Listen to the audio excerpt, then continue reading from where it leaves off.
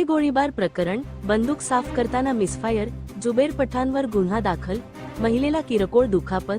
धुळ्यातील unity circle परिसरामध्ये आज सायंकाळी 5 वाजेच्या सुमारास झालेला गोळीबार हा कोणताही अनुचित प्रकार किंवा हल्ला नसून ती बंदूक साफ करताना झालेली मिसफायरची घटना असल्याचे आता स्पष्ट झाले आहे. परिसरातील एका परवानाधारक बंदुकीच्या दुकानात आरोपी जुबेर मेहमूद पठाण हा बंदूक साफ करत असताना त्याच्याकडून अचानक गोळी सुटली. या गंभीर निष्काळजीपणामुळे बाहेर पाणी पीत असलेल्या एका 50 वर्षीय महिलेच्या उजव्या मनगटाला ही गोळी घासून गेली. या प्रकरणी आता चाळीसगाव रोड पोलीस ठाण्यात आरोपी जुबेर पठाण याच्यावर रीतसर गुन्हा दाखल करण्याची प्रक्रिया सुरू करण्यात आली आहे. या घटनेची माहिती मिळताच पोलीस अधीक्षक श्रीकांत धिवरे यांनी तातडीने घटनास्थळी धाव घेत तपासाची सूत्रे हाती घेतली. आरोपीच्या दुकानातून सुटलेली ही लहान आकाराची गोळी महिलेला चाटून पुढे एका घराच्या पत्र्याला जाऊन धडकल्याचे तपासात निष्पन्न झाले आहे. सुदैवाने यात कोणतीही मोठी जीवितहानी टळली असून जखमी महिलेची प्रकृती पूर्णपणे स्थिर आहे. हा केवळ एका निष्काळजीपणातून घडलेला अपघात असून परिस्थिती पूर्णपणे नियंत्रणात आहे.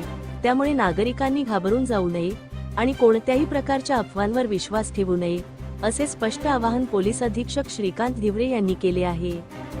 धुळे क्राइम न्यूज साठी अब्दुल रहमान मलिक, धुळे. मेरा नाम सलमान बागवान है।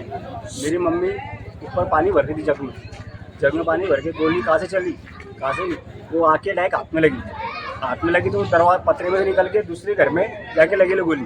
इसकी कार्रवाई जल्दी जल्दी करो, हमारे ऊपर कोई अनजान व्यक्ति ने जानलेवा हमला करेला आहे. नमस्कार, मी वरिष्ठ पोलीस निरीक्षक Suresh Kumar Gusar, Chalisgaon road police station, Dhule.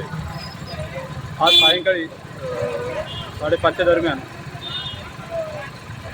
पूर्व हुडको या ठिकाणी एक फायरिंग झाल्याची आम्हाला माहिती मिळाली सायंकाळी उशिरा. त्याची आम्ही तफ्तीश केली, शहानिशा केली.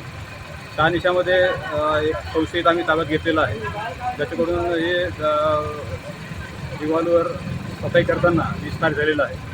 त्यात अधिक चौकशी चालू आहे. याच्यामध्ये कुठेही कोणतीही अफवा पसरू नका. प्रकरण उघडकीस आलेलं आहे आणि हा मिसफायरचा प्रकार आहे.